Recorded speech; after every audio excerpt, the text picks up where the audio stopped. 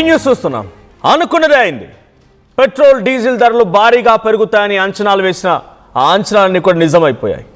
దేశవ్యాప్తంగా petrol diesel ధరలు పెరిగిపోయాయి. లీటర్ పైన ₹3 పెంచాయి ఆయిల్ కంపెనీలు. ఉదయం నుంచే అమల్లోకి వచ్చాయి కొత్త ధరలు. ఈరోజు ఎవరైనా కనుక మీరు మీ బైక్లో పెట్రోల్ ఫిల్ చేసుకోవాలనుకుంటే తప్పనిసరిగా ఈ పెరిగిన ధరలు చెల్లించాల్సిందే. హైదరాబాద్లో లీటర్ పెట్రోల్ ధర ₹110.89, అంటే సుమారుగా ₹111, చిన్న పైసా తక్కువ, ₹111. ఇక హైదరాబాద్లో లీటర్ డీజిల్ ధర 98.96. ఇక గుంటూరులో లీటర్ పెట్రోల్ ధర ₹112.64. ఇక గుంటూరులో డీజిల్ ధర 100.34. ఇక ఫ్యూయల్ రేట్ల పెంపైన ఇప్పటికే హింట్ ఇచ్చారు ప్రధాని. పెట్రోల్ డీజిల్ వాడకం తగ్గించాలని సూచించారు. ఆల్రెడీ కాన్వాయ్ని తగ్గించుకున్నారు. 2 కార్లలో మోదీ వెళ్ళడం, 4 కార్లో చంద్రబాబు అండ్ ఇంకో 4 కార్లో పవన్ కళ్యాణ్, ఇట్లా తమ కాన్వాయ్లో ఉన్నటువంటి వాహనాల సంఖ్యను తగ్గించుకున్నటువంటి సిచ్యువేషన్లోనే అర్థమైపోయింది ఇకేదో భారీ విపత్తు రాబోతోంది, భారీ స్థాయిలోనే పబ్లిక్ నుంచి వాళ్ళు ధరల్ని పెంచబోతున్నారు అనేది. సో తన కాన్వాయ్లోని వెహికల్స్ తగ్గించుకున్నప్పుడే అర్థమైపోయింది సిచ్యువేషన్ ఎలా ఉండబోతుంది అనేది. ఫ్యూయల్ క్రైసిస్ సంబంధించిన విషయాన్ని కూడా ఇండైరెక్ట్గా చెప్పుకొచ్చారు. ఇక ఫ్యూయల్ రేట్లు మరింతగా పెరగొచ్చు అంటున్నారు నిపుణులు. ఇక్కడతో ఆగిపోదు, ఇది సుమారుగా ఇంకొక వారం 10 రోజులను మరింతగా పెరిగే అవకాశం ఉంది. అయితే ఇంధన సంక్షోభంతోనే మళ్ళీ వర్క్ ఫ్రమ్ హోమ్ కూడా అమలు చేయాలని చెప్పి అటు మోదీ చెప్పుకొచ్చారు.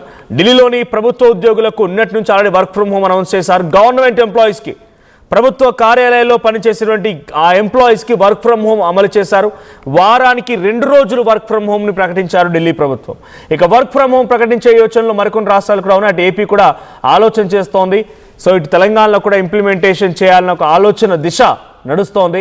సో ఏం జరిగినా పెట్రోల్ డీజిల్కి సంబంధించిన విషయంలో ఒక్కసారిగా అమాంతం ఈ స్థాయిలో పెరగడం కేవలం యుద్ధం పరిణామాల్లోని సిచ్యువేషన్ అంటే కొంత యుద్ధం కూడా ఉంది. దీంతో పాటుగా అటు ఆయిల్ కంపెనీల నుంచి ప్రభుత్వంపై ఒత్తిడి కూడా ఉంది. సో ప్రభుత్వం ఇప్పటివరకు అటు కమర్షియల్ యూసేజ్ కోసం, ఇండస్ట్రియల్ యూసేజ్ కోసం ఉండేటువంటి ఆ డీజిల్ పైన ₹25 పెంచేసింది, పెట్రోల్ డీజిల్ పైన.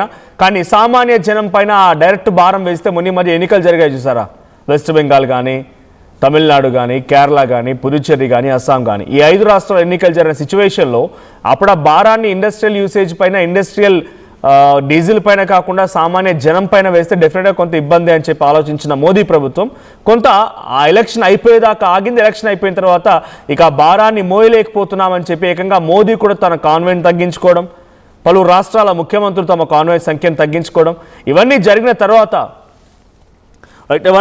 తర్వాత ఇప్పుడు ఎట్టకేలకి ఆయన వర్క్ ఫ్రమ్ హోమ్ అనౌన్స్ చేయడం, తర్వాత కొంతమంది ఢిల్లీలో ఉన్నటువంటి ప్రభుత్వ ఉద్యోగులకి 2 రోజుల పాటుగా work from home already announce చేయడం, ఇటు పెట్రోల్ డీజిల్ ధరలు పెంచడం.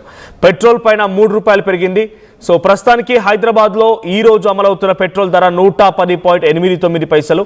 ఇక డీజిల్ విషయానికి వస్తే 98.36. సో ఈరోజు భారీ స్థాయిలోనే పెట్రోల్ ధరల విషయం పైన అటు ప్రతిపక్షాల నుంచి విమర్శలు ఎదురయ్యే అవకాశం ఉంది. సో ఒకసారి మనం ఆ మోదీ కాన్వాయ్ చూస్తున్నాం. నిన్న కేవలం 2 వాహనాల్లోనే మోదీ బయటికి వెళ్ళడం చూస్తున్నాం. సో బేసిక్గా అయితే 40-50 కార్లు ఆయన వెంట ఉంటుంటాయి. కానీ ఇప్పుడు ఆయన కేవలం 2 కార్లోనే వెళ్తూ ఉన్నారంటే ఆయన ఇట్స్ ఇండికేషన్. ఒకవేళ డైరెక్ట్ కనుక ఆయన పాటించకుండా పబ్లిక్కి చెప్తే, ఇప్పుడు పెట్రోల్ డీజిల్ ధరలు పెరిగింది అనుకోండి, గతంలో చాలాసార్లు పెరిగాయి. సో చాలాసార్లు పెరిగినప్పుడు ఎందుకు మోదీ కార్లు వాడద్దు, బైక్స్ వాడద్దు, తగ్గించండి, కొంచెం మీ పెట్రోల్ యూసేజ్ని తగ్గించండి ఎందుకు చెప్పుకొచ్చారు? సో ఆ వ్యతిరేకత మళ్ళీ ప్రభుత్వానికి రాకూడదు కాబట్టి నేనే పాటిస్తున్నా, నేను చేయడం మూలంగా కాదు.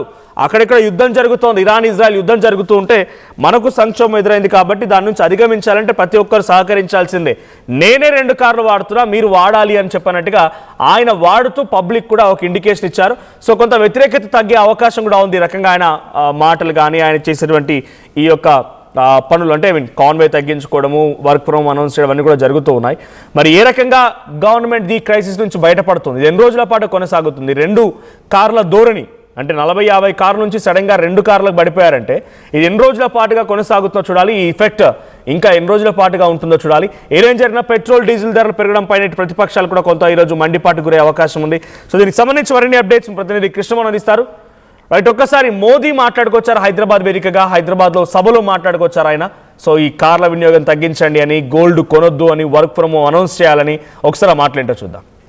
जोर दे साथियों, आज जो संकट है उसमें हमें विदेशी मुद्रा बचाने पर भी बहुत जोर देना होगा, क्योंकि दुनिया में पेट्रोल डीजल इतना ज्यादा महंगा हो गया है, पहले से कई गुना ज्यादा कीमतें बढ़ गई है।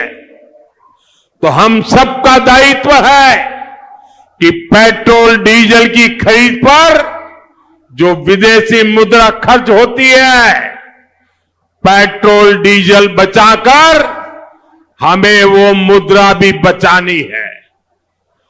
साथियों, आज जो संकट है उसमें हमें